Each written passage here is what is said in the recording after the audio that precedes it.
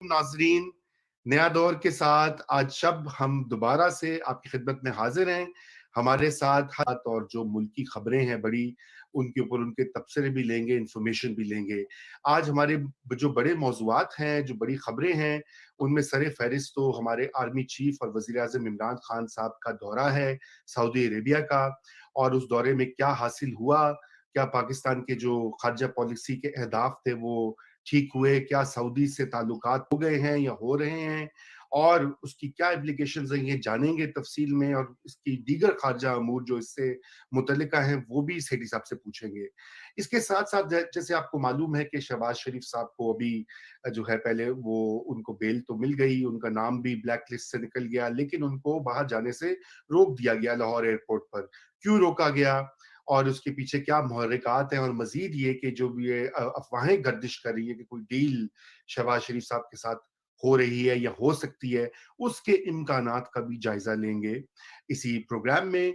और उसके आगे बढ़ते हुए हम ये भी बात करेंगे कि खान साहब जब वापस आए सऊदी अरेबिया से, तो आते ही उन्होंने कहा कि जी शहबाज शरीफ का क्या हुआ, और हुदैबिया केस दोबारा से क्यों नहीं खुल रहा, या खुलेगा या खुल सकता है, कुछ थोड़ी-सी उस पे भी बात करेंगे। और मैं आखिर में ये चाहूँगा कि एक क्विक कमेंट ये भी दूँ सेठी साहब से भी, सोलंकी साहब से भी, कि ये जावेद लतीफ़ जो एमएनए हैं, पीएमएलएन के, जिनको फिर से गद्दारी के मुकदमे में धर लिया गया है क्योंकि उन्होंने कुछ ऐसी तकरीर की थी।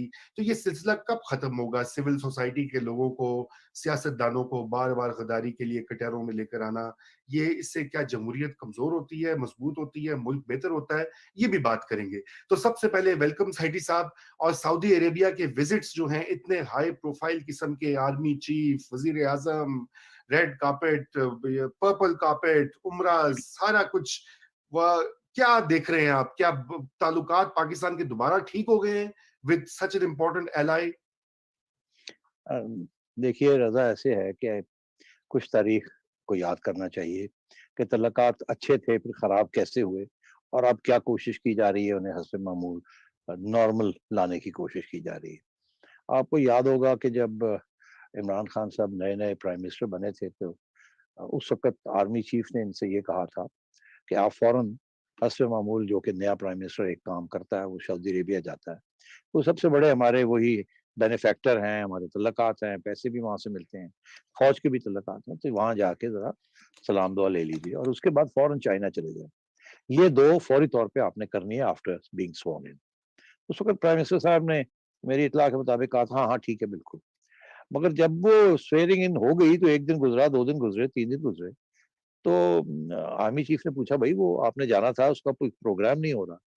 तो आगे से जवाब ये मिला कि मैंने ये फैसला किया है कि 3 माह मैं पाकिस्तान नहीं छोड़ूँगा, मैं 3 माह पाकिस्तान में ही रहूँगा, उसके बाद मैं फ़ौरन दौरे करूँगा। अभी मुझे यहाँ तवज्जो देने की ज़रूरत है। अब बड़ी शर्मिंदगी का बायस बना ये क्योंकि हमारी तरफ से ये इत्तला कर दी गई थी सऊदी अरेबिया को कि हमारा प्राइम मिनिस्टर आ रहा है और उसकी तैयारी हो रही है।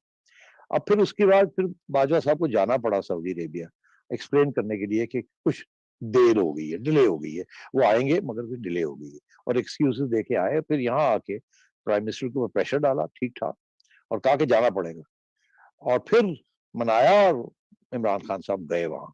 वहाँ जब गए तो अच्छी मुलाकात हो गई और आपको पता है उसके बाद फिर सऊदी अरेबिया की तरफ से कुछ पैसे भी मिले स्टेट बैंक को, डिपॉज़िट भी मिली और डिफर्ड ऑयल पेमेंट भी हुई, वो भी बात हुई और ठीक-ठाक बात होके ये वापस आ गए। यहाँ तक तो ठीक है। उसके बाद ये दौरा एक बना कि जी अब एमबीएस मोहम्मद बिन सुल्तान जो हैं वो पाकिस्तान आएँगे और वो रिटर्न दौरा करेंगे। वो भी आए।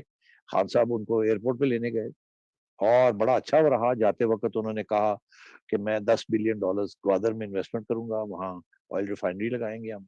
और यहाँ तक कि उन्होंने कहा कि ये एक टेलीफ़ोन है, एक मोबाइल फ़ोन ये रखिए, ये हॉटलाइन है, आप बस बटन दबाएँगे और मेरे साथ बात हो जाएगी। इतनी बातें अच्छी हो गई। उसके बाद फिर मामलात खराब होने शुरू हुए। खान साहब ने मलेशिया का दौरा किया, अमेरिका का दौरा किया। जब अमेरिका गए उससे पहले मलेशिया से, तो ये सऊदी अरेबिया गए, वहाँ सलाम दुआ हुई। वहाँ सऊदी प्रिंस ने एमबीएस ने इनको अपना जहाज़ दिया। उन्होंने कहा, "तुम कमर्शियल ट्रैवल क्यों कर रहे हो? मैं अपना जहाज़ देता हूँ, आप मेरे जहाज़ में जाएँ।" अरे भाई थैंक यू वेरी मच। ये और इनके 4-5 साथ लोग थे, ये उनका रॉयल जेट लेके ये न्यूयॉर्क चले गए। वहां गए और ये सितंबर की बात है उस साल। और वहां गए और वहां जाके इन्होंने एक दो ऐसे बयान दिए जिसके साथ बहुत नाराजगी का इजहार किया रियाद ने। एक तो इन्होंने ये कहा कि हम मैं रेडी हूं to play a role between Iran and Saudi Arabia, और मैं ये रोल प्ले करूंगा। ऐसे लगा कि जैसे सऊदीज ने इनको ये कहा है कि आप ये रोल अदा करें, हालांकि ऐसी कोई बात नहीं थी। सऊदीज नहीं चाहते थे कोई मदाखलत हो, वो खुद डील करना चाह रहे थे। तो ये बड़े नाराज हो गए सऊदीज। मैंने कहा ये हमने तो ये नहीं कहा था, इन्होंने ये क्यों बात कही। मगर खान साहब फिर थोड़ा और आगे बढ़ गए। खान साहब ने वहां बैठ के ये भी कह दिया कि जी हम मलेशिया और पाकिस्तान मिलके एक इलेक्ट्रॉनिक चैनल भी बनाएंगे हम, और टर्की के साथ मिलके, जहां हम इस्लाम की बातें करेंगे और अपना पॉइंट ऑफ व्यू बताएंगे। ये भी बात पसंद नहीं आई सऊदीज को। उन्होंने सोचा यार ये पता नहीं क्या चक्कर है, ये अब टर्की के साथ जो कि हमारा दुश्मन है, और मलेशिया नाइदर है नो देयर, इनके साथ बैठ के ये क्या कोई नया ब्लॉक बनाना चाह रहे हैं, क्या हमारी ओआईसी की लीडरशिप इनको मंजूर नहीं है। तो वहां से भी नाराजगी हुई, और मैंने उस वक्त ये कहा था, मेरी इंफॉर्मेशन थी, मैंने कहा था वो इतने नाराज हो गए कि उन्होंने अपना जहाज जो है, जो लेके गया था, जिसको वापस इस पे आना था, इन्होंने वो ऑर्डर किया कि वो अब जहाज वापस इनको नहीं लाएगा। उस वक्त ये चल पड़े थे जहाज को वापस न्यूयॉर्क लाया गया, इनको उतारा गया, और जहाज वहां ये कि जी जहाज खराब हो गया। मैंने ये स्टोरी ब्रेक की, और फॉरेन ऑफिस की तरफ से बहुत नाराजगी का इजहार हुआ। उन्होंने मेरे खिलाफ एक पूरा बयान आया कि कुछ लोग ये कह रहे हैं ऐसी तो कोई बात ही नहीं है, वो जहाज खराब हो गया था इसलिए अब कमर्शियल फ्लाइट पे आना पड़ा। मगर ये अब ये वापस आया, ये लोग 4-5 लोग, और तो इनको कोई ठीक तरीके से प्रोटोकॉल भी नहीं मिला सऊदी अरेबिया में, ट्रांजिट में चले गए आगे। अच्छा, तो नाराजगी थी। उसके बाद खान साहब ने फिर एक और बात की जिसके साथ और भी वो नाराज हो गए। खान साहब ने कहा जी मलेशिया के साथ मिलके हम, कॉन्फ्रेंस हो रही है, मैं जाऊंगा वहां। सऊदीज ने प्रोटेस्ट किया, उन्होंने कहा नहीं आप ना जाएं, ये एक नया ब्लॉक आप बनाने जा रहे हैं। तो खैर इन्होंने फिर बैकआउट कर गए, बड़ा प्रेशर आया इनके ऊपर के, मगर खान साहब भी डटे हुए थे, और वो भी सोच सोच रहे थे कि ये होते कौन है हमें ये कहने वाले, और हम करेंगे अब ये वो। तो तल्लकात अच्छे नहीं रहे, जिसकी बाद फिर सऊदी अरेबिया ने वो जो 1 बिलियन डिपॉजिट भी दी हुई थी स्टेट बैंक को, उन्होंने वो भी वापस मंगा ली, और ऑयल डिफर्ड ऑयल फैसिलिटी जो है उसके ऊपर भी कुछ टाइट कर दिया। तो हालात खराब हो गए। उसके बाद एक ऐसी चीज हुई जिसके साथ बहुत ही हालात खराब हो गए कि शाह महमूद कुरैशी साहब ने, जब इंडिया ने आर्टिकल 370 अगस्त को 2019 में उसको रिवोक किया, और इन्होंने बहुत स्ट्रांग प्रोटेस्ट की पाकिस्तानियों ने, इन्होंने फिर ओआईसी को भी कहा कि आप भी प्रोटेस्ट करें। सऊदी अरेबिया ने सोचा कि नहीं, हमारी बहुत बड़ी इन्वेस्टमेंट्स हैं, सारी ओआईसी की बड़ी इन्वेस्टमेंट्स हैं और बड़ी, तो हम इंडिया के साथ कोई पंगा नहीं लेना चाहते, ये इनका मसला है, ठीक है वो कश्मीर का मसला है और ये वो, मगर हम ये इस जिस तरीके से पाकिस्तान चाहता है कि सपोर्ट मिले, हम नहीं करेंगे। यहाँ बहुत नाराजगी हुई कि देखें जी हमें लेट डाउन कर दिया सऊदीज ने। और आपको याद होगा शाह महमूद कुरैशी साहब ने एक टेलीविजन चैनल पे जाके बड़े गुस्से के अंदर ओआईसी और सऊदी लीडरशिप की तनकीद की। अच्छा, ये जब हुआ तो जाहिर है वो तो और भी हालात खराब हो गए, और जब वो खराब हुए तो हमारे एस्टेब्लिशमेंट जो है वो बड़ी परेशान हो गई। उनका ख्याल था कि हम अच्छे तल्लुकात सऊदीज के साथ रखना चाहते हैं, क्योंकि अब अमेरिका भी यहाँ से जा रहा है, और इंडिया के साथ भी प्रॉब्लम्स हैं, और शायद उन्होंने उस वक्त सऊदी अरेबिया के साथ मिलकर कुछ और भी पेशकदमी बैक चैनल से शुरू कर दी थी। उनका ख्याल था यार ये तो काम खराब हो रहा है। उन्होंने फिर प्रोटेस्ट किया कि ये शाह महमूद ने क्या कर दिया, और ये जाहिर था कि शाह महमूद साहब ने ये बात कही थी इमरान खान के कहने पे, वो नाराज थे कि जी सऊदीज होते कौन है हमें करने वाले। तो ये इस किस्म की सूरत हाल थी।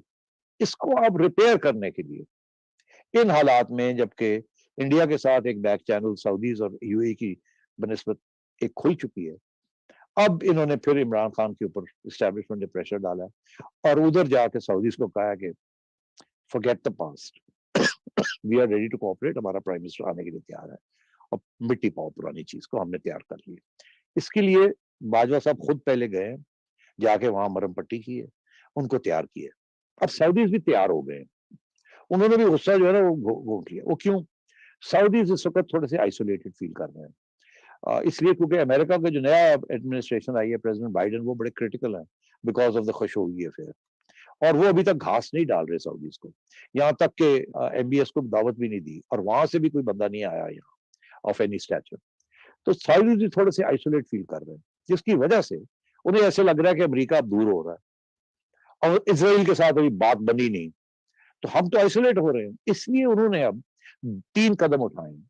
एक ये कि पाकिस्तान के साथ चलो बना के रखते हैं, जरूरत पड़ जाएगी आगे। दूसरा ये है कि यमन के साथ जो लड़ाई झगड़े चल रहे थे, इन्होंने वहां पीस ऑफरिंग्स की हैं कि चले वहां को नेगोशिएट करके सेटलमेंट करते हैं, कुछ लड़ाई झगड़े बंद करते हैं। और कतर और ईरान के साथ, कतर के साथ जो तल्लुकात खराब हुए हुए थे उन्होंने रीओपन करने किए अब, और आपस में मुलाकातें शुरू हो गई हैं। और ईरान के साथ भी अब ये चाह रहे हैं कि तल्लुकात बेहतर हों। उसकी वजह ये है कि उन्हें इस बात का एहसास हो गया है कि अब बाइडेन एडमिनिस्ट्रेशन जो है वो जो न्यूक्लियर ट्रीटी है उसको रिवाइव करेगी, और अमेरिका के ईरान के साथ उस किस्म की रिलेशन नहीं रहेंगे जिस किस्म के ट्रंप के जमाने में थे। तो उन्होंने भी 3 जगह पे अपने जो मरहम पट्टी थी उन्होंने करनी शुरू कर दी है, और उसमें उनको लिए उनके इंटरेस्ट में भी था कि चलो अब पाकिस्तान के साथ भी मरहम पट्टी की जाए।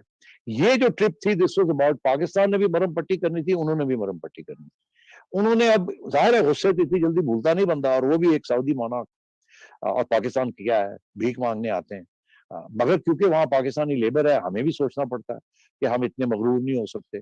उन्हें भी ये सोचना पड़ता है कि अब हम आइसोलेट हो रहे हैं, हम भी थोड़ा बहुत अपने असासे जो है उनको पक्का किया जाए। तो मैं समझता हूँ कि दोनों की तरफ से ये पेशकदमी थी, और इसके अंदर जनरल बाजवा का बहुत अहम रोल है, और आर्मी एस्टैब्लिशमेंट। इसलिए अब इमरान खान साहब गए हैं, उनकी तरफ से आपको कोई खास मिला विला कुछ नहीं है। $500 मिलियन की उन्होंने कमिटमेंट की है कि हम कुछ इन्वेस्टमेंट्स करेंगे, कोई प्रोजेक्ट्स वगैरह देखेंगे। मगर इसके अलावा ये जरूर कहा है कि हम आपके साथ मिलके और इंडिया के साथ आपके तल्लुकात जो है वो बेहतर करेंगे, और ताकि आपकी और इंडिया की कोई कॉन्फ्लिक्ट ना हो। सब जानते हैं अगर कोई कॉन्फ्लिक्ट हो गई तो हिंदुस्तान का जो नुकसान होना है या नहीं होना, मईशत के तौर पे हमारा बड़ा हो जाएगा। हमारी इकोनॉमी इस वक्त बड़ी सख्त ट्रबल में है, और हमारे पास बजट्स नहीं है टू हैव अ वॉर और even to have a long conflict. तो मैं ये समझता हूँ कि आर्मी लीडरशिप की ये कोशिश है कि इंडिया के साथ डाउन किया जाए कॉन्फ्लिक्ट को, सऊदी अरेबिया के साथ वापस एंटर किया जाए, और अफगानिस्तान में सऊदीज के साथ मिलके कुछ ऐसी चीजें की जाए, या ब्रिटिश एंड सऊदीज के साथ मिलके, ताकि इस अफगानिस्तान स्टेबल हो जाए। ये ना हो कि तालिबान वहां तितर बितर कर दे सबको, और फिर टेररिज्म जो है पाकिस्तान के खिलाफ भी वहां से जो टेररिस्ट ग्रुप्स हैं वो ऑपरेशन ना करें। तो इस वक्त आर्मी लीडरशिप बहुत अहम रोल अदा कर रही है in foreign policy and in trying to protect ये जो हमारी इनसिक्योरिटीज हैं इस वक्त। सेठी साहब, ये जो सऊदी जो दौरा था, उसका एक जो पहलू है कि जो इस हुकूमत ने जो बूबू किया था उसकी सफाई कर दी है, या उसको किसी तरह से उसको मैनेज मरम्मत की है, मरहम पट्टी, वो शायद एक हद तक ठीक हो गया होगा। लेकिन सऊदी अरब के हवाले से इसमें कितनी कामयाबी के इम्कानात हैं कि हमारे मशरकी सरहद जो है उस पर मामलात वो ठीक हो सकेंगे मोदी के साथ? हाँ, ये बहुत अहम सवाल है, क्योंकि एक पूरा सब्जेक्ट है इसके ऊपर। आपने देखा हो क्या रहा है, हो ये रहा है कि पहले हमें ये बताया गया और कि जी एक बैक चैनल चल रही थी बिटवीन द इंटेलिजेंस चीफ्स, उधर से अजीत दोवल साहब, यहाँ से जनरल फैज, और ये उसके बाद फिर एक सीज फायर हुई है, और जो कि अभी तक बरकरार है। छोटी मोटी इधर उधर हुई चीजें मगर बरकरार है, और शायद इससे आगे भी इसके बाद बात बने, जिसके ऊपर अभी बड़े तबसरे हो रहे हैं और कोशिश की जा रही है कि पता लगे वो अगली बात क्या है। और जिसके बाद फिर जनरल बाजवा ने एक बयान दिया, और फिर जिसके ऊपर ये हुआ कि हम जियो इकोनॉमिक्स की तरफ तवज्जो देना चाह रहे हैं, और ये आर्टिकल 370 जो है ये नहीं है, एक स्टम्बलिंग ब्लॉक नहीं होना चाहिए, हम नॉर्मलाइजेशन करना चाह रहे हैं। तो इतनी इशारा हुआ कि नॉर्मलाइजेशन करना चाह रहे हैं। उसके बाद लोगों ने शुरू कर दिया, इंडिया की तरफ से फिर ये खबरें आनी शुरू हुई कि जी उनके जो जर्नलिस्ट हैं कि इस बैक चैनल जो कामयाब हुई है, या इसमें जिसने किसी ने मदद की है, तो वो सऊदी अरेबिया और यूएई कि उनकी तरफ से कुछ पेशकदमी हुई थी, जिसकी वजह से कुछ चीजें हो सकता है कि यूएई के अंदर कोई मीटिंग्स भी हुई हों दोवल साहब की और जनरल फैज की, तो इसलिए शायद यूएई का भी रोल है इसके अंदर।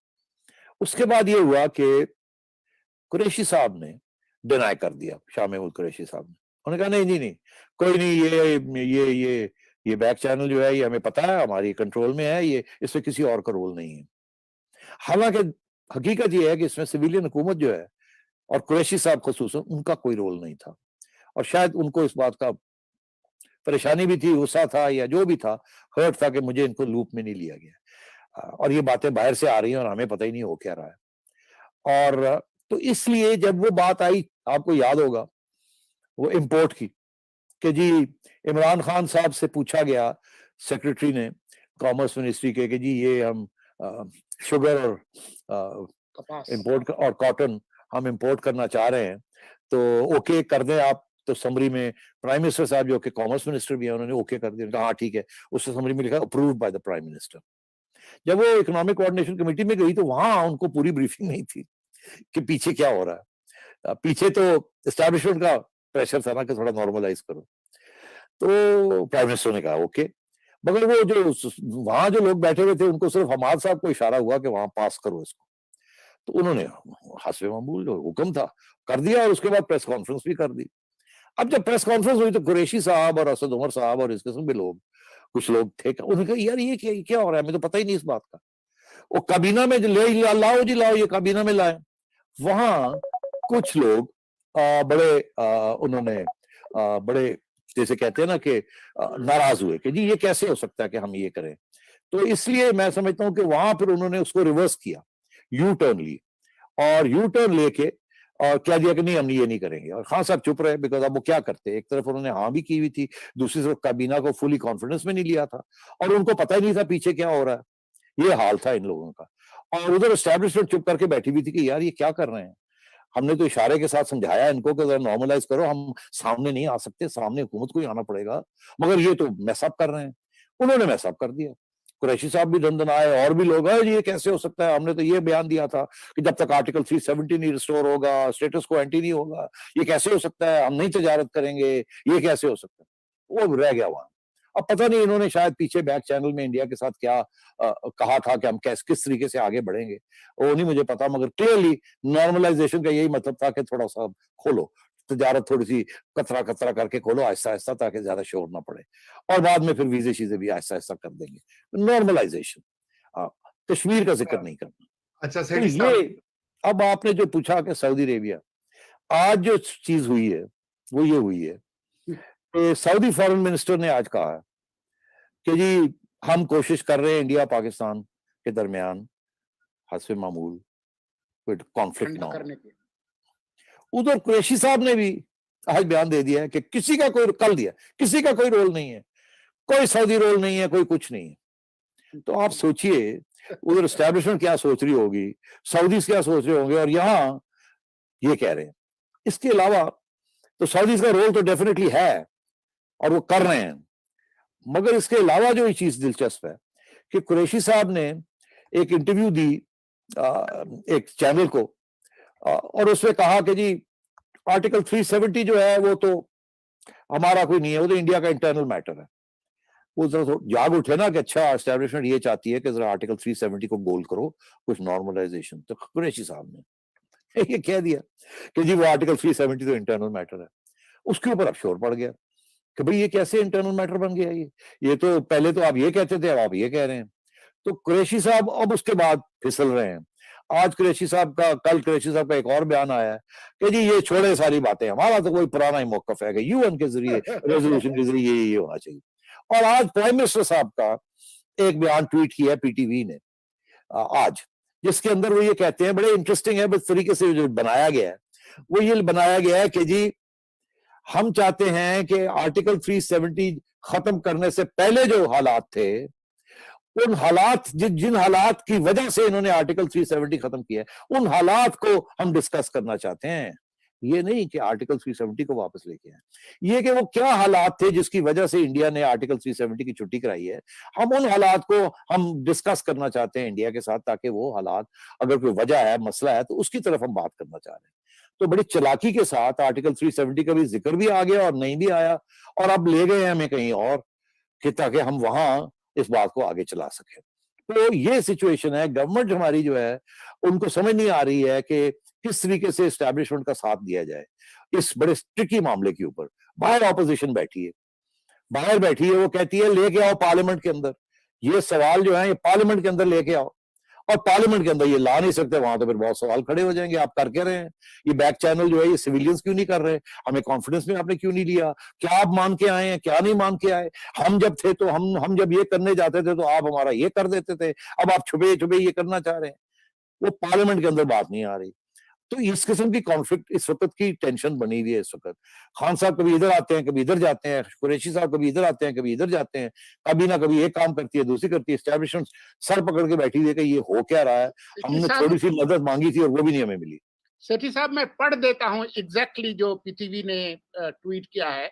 वो कहते हैं unless and until India does not retract its actions leading up to the revocation of Article 370 and 35A, the unilateral actions it took on August 5, 2019, we cannot normalize relations with India. भाग जाओ, हमने normalise नहीं करना। अब आप देख लें, कुछ लोग जो है वो ओवर टाइम कोशिश कर रहे हैं कि नॉर्मलाइज करें। ये कहते हैं कि जब तक आप 5 अगस्त से पीछे नहीं जाते तो हम नॉर्मलाइज नहीं करेंगे। तो अब वो फोर्क टंग जो है ना, उससे बात करने को और क्या कहते हैं, अब मसला बन गया ना, मसला बन गया। जी मैं देखिए, आप लोग बड़ी पेचीदगियों में पड़ गए हैं खारजा पॉलिसी की और इंडिया की। हमारे लोग सवाल पूछ रहे हैं सेठी साहब, वो ये कह रहे हैं कि भाई पैसे मिलेंगे कि नहीं मिलेंगे, सीधी गल दसो। नहीं मिलेंगे, नहीं, चावल की बोरियां मिलेंगी, कैश मिलेगा, सऊदी कैश देंगे? नहीं, अभी पहले स्टेज में ये है कि उन्होंने $500 मिलियन की कमिटमेंट की है। अब वो आगे जाके 2 चीजों के ऊपर गौर करेंगे जिसका अभी फैसला अनाउंस नहीं किया। वो क्या है 2 चीजें, एक डिफर्ड ऑयल फैसिलिटी को वापस रिस्टोर करना, और इनके स्टेट बैंक के लिए कोई रिजर्व अगर देंगे या नहीं देंगे। वो अब डिपेंड करता है कि अब आगे कैसे ये बात चलेगी। और मैं आपको बता दूं, बात चलेगी यही नॉर्मलाइजेशन विद इंडिया। सऊदीज की $40 बिलियन की इन्वेस्टमेंट उन्होंने वादा किया हुआ है इंडिया को, और सऊदीज अब ये भी चाहेंगे कि भाई हमें किसी खाते में लाया जाए।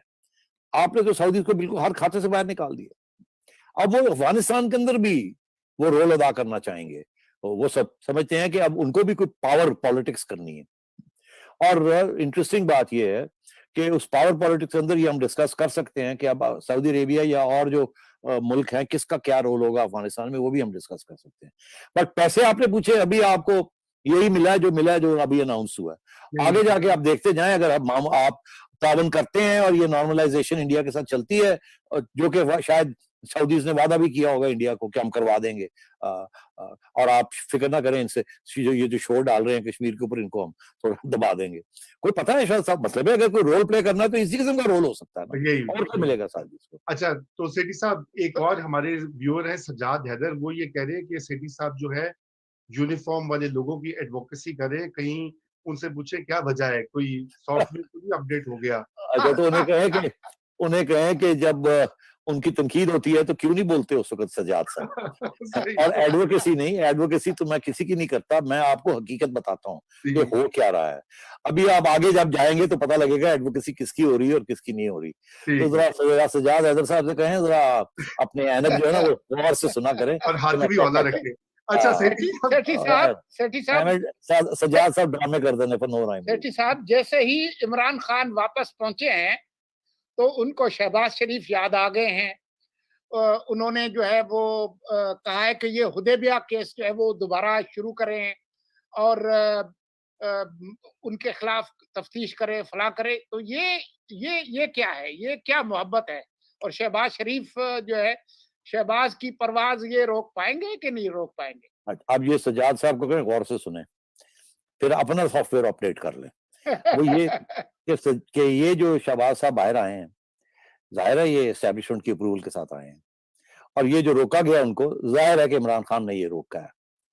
अब क्यों ये बाहर आए हैं और इमरान खान ने क्यों ये रोका है, इसको डिस्कस कर लेते हैं। एस्टैब्लिशमेंट थक गई है इमरान खान से।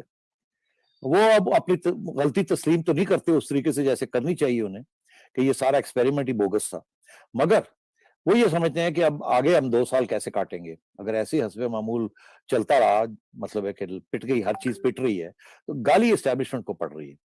वो अब सोचों में पड़े हुए हैं कि अब कैसे बचाया जाए सिचुएशन को। अच्छा, वो जब ये देखते हैं तो अब उनको वो अंग्रेजी का मुहावरा no love lost with Imran Khan, उन्हें एहसास हो गया है कि ये मोरा चलेगा नहीं। मगर मसला ये है कि फिर हम कौन सा मोरा लेके आए, किसको चलाएं? मियां साहब तो मानते नहीं है नवाज शरीफ साहब को, वो तो मोरा बनने के लिए तैयार नहीं है। तो अब किया क्या जाए? क्योंकि ये अब बजट आ रहा है, उसके बाद और भी डिसकंटेंट होनी है, उधर जहांगीर तरीन 30-40 लोग लेके बैठा हुआ है। तो क्या होगा? किसी जगह पे भी कुछ चिंगारी लग सकती है जिसकी वजह से मसले और बन सकते हैं। और उधर से इंडिया जो है वो मसला बना हुआ है, अफगानिस्तान का मसला बना हुआ है, अमेरिकन पुल आउट कर रहे हैं, पैसे दाने खत्म हो गए हैं, क्या कैसे होगा? तो अब बात यह है कि उस सिलसिले में मेरा ख्याल है उन्होंने अपने ऑप्शंस, जबकि हमेशा मैं कहता हूँ कि वो अपने सेठी ऑप्शंस साहब देखते तुसी रहते हैं। फिक्र ना करो, खान साहब दी मुलाकात हो गई है तरीन नाल।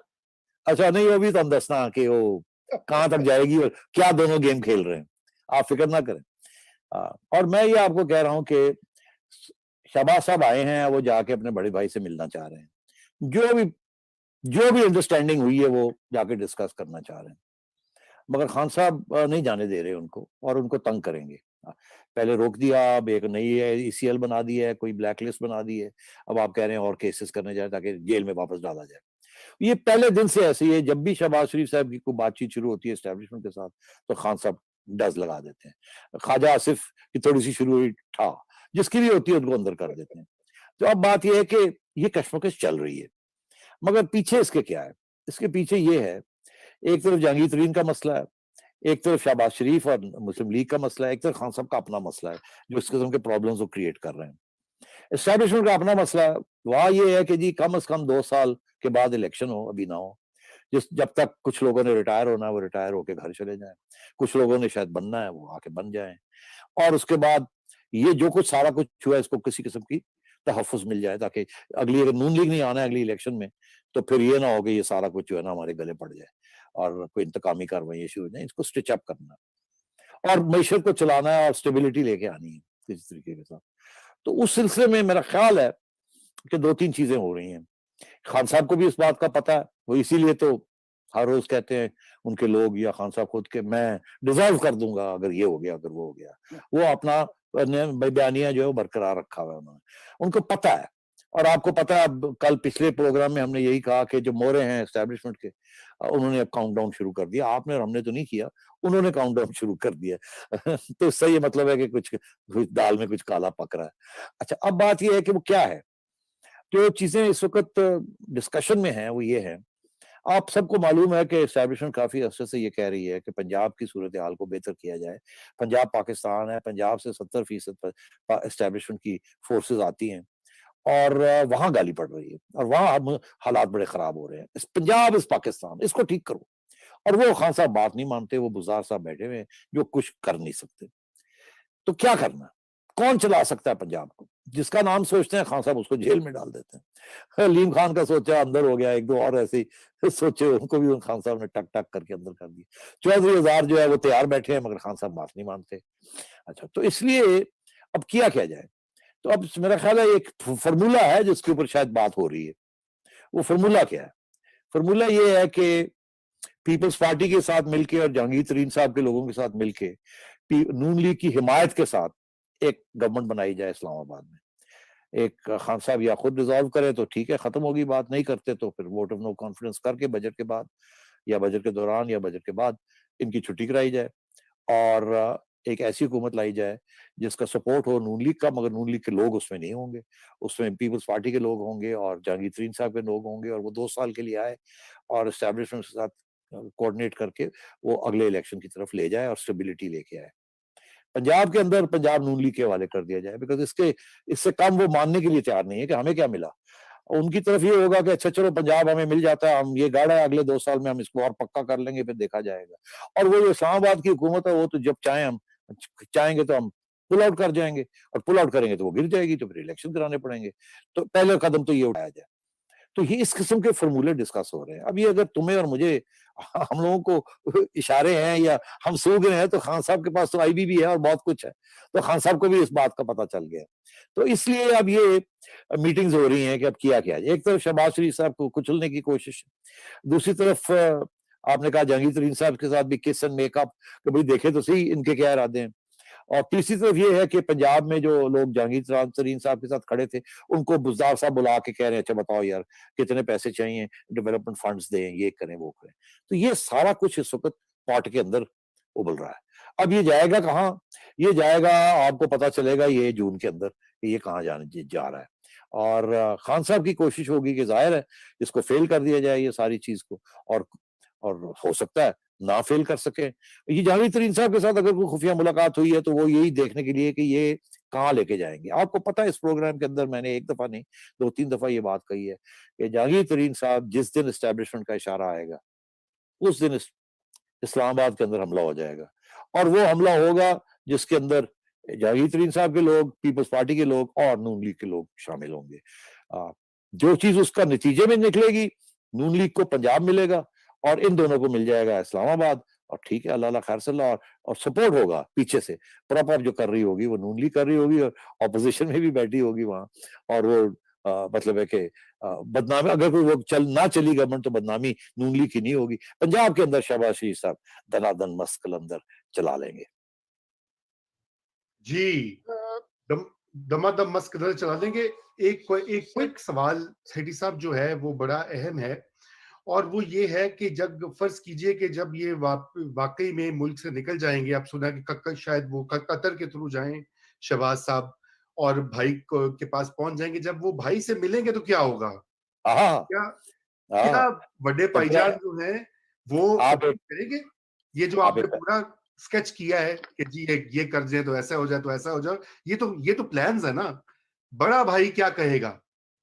अच्छा, अब ये है कि आप मेरा एक टिकट कटवाएं, नया दौर मुझे एक बिजनेस क्लास टिकट दे, मुझे और मेरी अहलिया को, हम लंदन जाते हैं, हम अपनी चिड़िया को भेजते हैं इन दोनों भाइयों की मीटिंग के अंदर, और वहां से पता करते हैं क्या फैसला हुआ, और मैं आपको फौरन पूरी इतला इस प्रोग्राम में कर दूंगा, अगर आपको कुछ पैसे खर्च करने पड़ेंगे।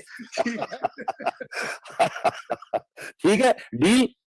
यहाँ बैठ के अगर आप समझते हैं कि मेरी चिड़िया पहुंच जाएगी वहां, तो वहां भी आपको पता बड़ी पाबंदियां है, हम ऐसी कोई क्राउड बात नहीं। फंडिंग स्टार्ट करते हैं फॉर चिड़िया। हाँ, क्राउड फंडिंग करें, मैं आपको पूरी अंदर की कहानी बता दूंगा। अलबत्ता ये जरूर है कि भाई साहब पूछेंगे, ये फेयर तेनू लारी लपा दे रहे ने, वो कहे नहीं नहीं नहीं ऐसी नहीं गल, मैं पक्का काम करके आया, इन्होंने पहले भी तेरे नाल ऐ कीता, इन्होंने पहले भी ऐ कीता, इन्होंने पहले भी की गारंटी है हुण नहीं करनगे, फिर 6 महीने खिंच लैणगे लारी लपा ला लो, इसे तरह च पहुंच जाएंगे, और तेरे ते देख हुण इमरान की करदा है, और तेनू बचा भी नहीं सकते, तेनू रोक भी नहीं, तू निकल भी नहीं सकिया, ऐ नहीं होया वो नहीं होया। वो जाहिर है वो आगे से फिर टफ सवाल पूछेंगे शहबाज शरीफ साहब से, इससे कोई शक ही नहीं है। मगर इवेंचुअली ये बात आएगी कहाँ? इवेंचुअली ये बात आएगी उसी वक्त जिसे कहते हैं ना फाइनल फैसले होंगे, जब एस्टैब्लिशमेंट कहेगी जी अगले हफ्ते we are launching the attack on Imran Khan. उस वक्त फिर ये जो चीजें रह गई होंगी ना, ये फौरन स्टिच अप हो जाएंगी। और इस वक्त नून लीग को भी स्पेस चाहिए थोड़ी सी। नून लीग जब से ये रेजिग्नेशंस का इश्यू जो है ना ये रह गया ना, और पीपल्स पार्टी ने साथ नहीं दिया, और उसके बाद वो जिसे कहते हैं ना फूक निकल गई है। अब वो फूक निकल गई है, मगर धमकी तो अभी भी है, अभी भी हम क्राइसिस क्रिएट कर सकते हैं, क्योंकि अवाम बड़ी बेचैन है, अभी भी बड़ी गड़बड़ हो सकती है अगर ये 6 सियासी जमातें जो रह गई हैं, 8 रह गई हैं, ये कोई शोर वोर डाल दें, पीपल्स पार्टी के ऊपर भी प्रेशर पड़ जाएगा। तो इसलिए मेरा ये ख्याल है कि एस्टैब्लिशमेंट अब इकोनॉमी की डिस्टेबलाइजेशन का नहीं ले सकते। वो चाहते हैं कि अब शौकत तरीन आया है, सारी लोग इसको सपोर्ट करें और जो भी मुश्किल फैसले करने हैं इसको किया जाए। उनके लिए that is the most important thing, और मैं समझता हूँ वो इस वक्त इस सोच में है कि इमरान खान को अब जिसे कहते हैं ना सैक्रिफाइस किया जा सकता है, अगर कोई ऐसा रास्ता निकलता है तो उसकी तरफ तवज्जो हो रही है।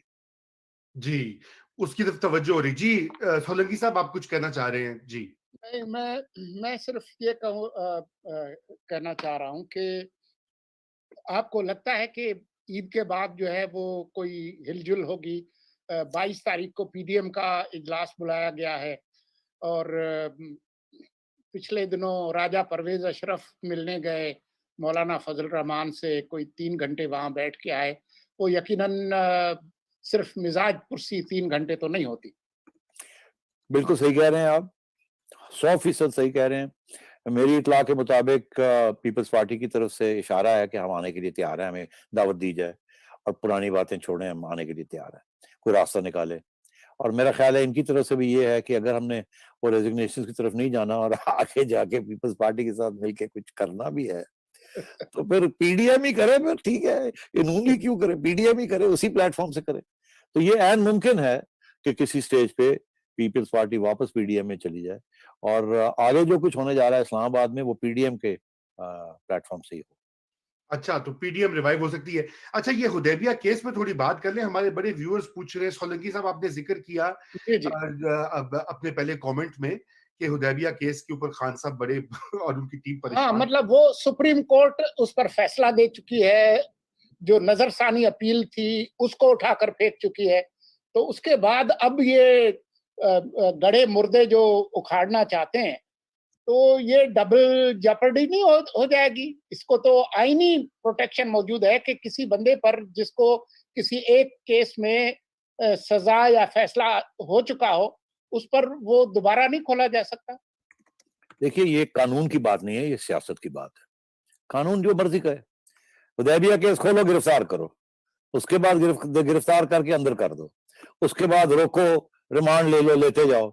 ये जाएंगे, अपीलें करेंगे, अदालतों में जाएंगे, यही आप वाली आर्ग्यूमेंट लेके महीना दो तो गुजर जाएंगे ना, देखा जाएगा फिर आगे क्या करना है हमने। तो इसलिए मैं समझता हूँ कि इस किस्म के इश्यूज, तो ये कोई, आप ये कानूनी जो कार्रवाई है, इसकी तरफ खान साहब नहीं तवज्जो देते। वो कहना फाड़ के अंदर करो, देखा जाएगा आगे जाके क्या होता है। बिल्कुल। अच्छा जी, तो अब हम अपने आखिरी टॉपिक की तरफ चलते हैं। आप सबकी परमिशन के साथ, जावेद लतीफ जो कि एमएनए हैं पाकिस्तान मुस्लिम लीग नवाज के शेखुपुरा से, जो कि गढ़ है इस वक्त पीएमएलएन की जीटी रोड बेस का, और उन्होंने एक सख्त किस्म की तकरीर की जब मरियम नवाज के ऊपर उनको स्मैश करने की धमकी मिली, तो उन्होंने उन्होंने एक टीवी इंटरव्यू में ये बात की थी। टीवी इंटरव्यू में, बिल्कुल जी, जी समा टीवी के ऊपर जी जी। उन्होंने कहा कि अगर अगली बार अगर मरियम को अगर कुछ हुआ हाँ, तो तो हम जरदारी की तरह से पाकिस्तान न खपे, पाकिस्तान खपे वाला नारा नहीं लगाएंगे, जो जरदारी साहब ने लगाया था बीबी की शहादत के बाद, कि पाकिस्तान खपे। तो हम इस तरह का नारा नहीं लगाएंगे। तो उससे ऑटोमेटिकली उन्होंने उसका मतलब निकाला कि जैसे कि वो कहना चाह रहे हैं पाकिस्तान न खपे, जबकि उसने इस तरह के अल्फाज इस्तेमाल नहीं किए थे। लेकिन उस उनके जो बयान है उससे उन्होंने गद्दारी का मतलब निकाल के वो एक केस दाखिल किया और वो उनको अंदर कर दिया।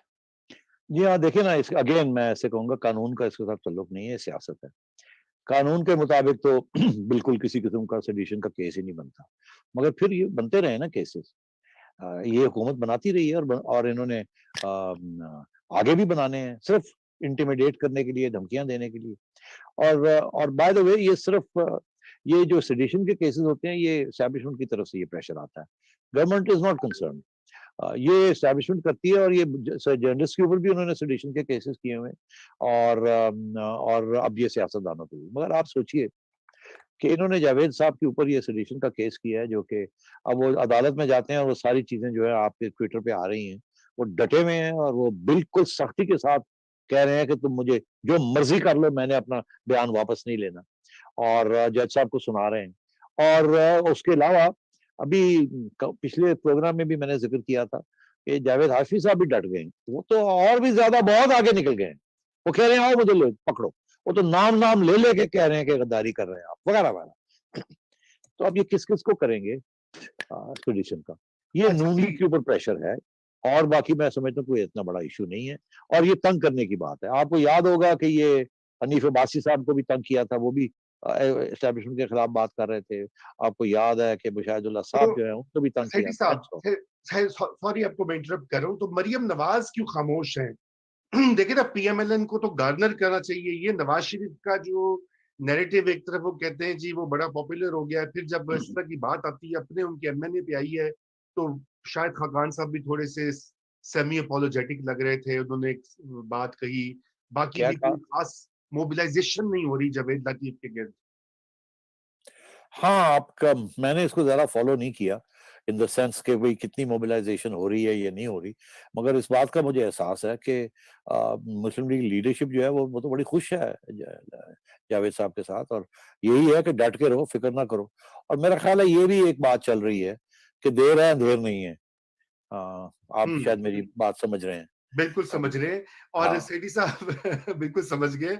लेकिन मैं ये चाहता हूँ, देखिए ये मरियम ने क्या किया, नून ने क्या किया, मैं ये समझता हूँ कि ये एक बड़ा इम्पोर्टेंट माइलस्टोन है। शेखुपुरा जैसे इलाके के एमएनए वो इस तरह की बात करें। देखिए ना, सोलंकी साहब तो और आप लोग जो हैं पुराने रेडिकल्स जो हैं, आप और तो इस आप बात नए रेडिकल हैं इसलिए आपको तकलीफ हो रही है।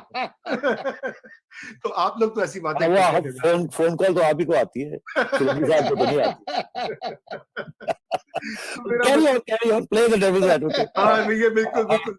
आप तो मैं फेंके कह रहा हमें हूँ बहुत से शाम से कराए थोड़े बहुत। हाँ, नहीं मेरा मतलब है कि देखे ना तारिक अली और इस तरह हाँ की बातें, ये सवाल हाँ उठाते थे, हाँ। हैं? लेकिन आप लोग हैं सोशल मीडिया के हाँ, तो तकरीबकार, हम मैं तो पुराने थे बेचारे, हम तो फारग हो गए, आप लोग हैं, you are the real threat.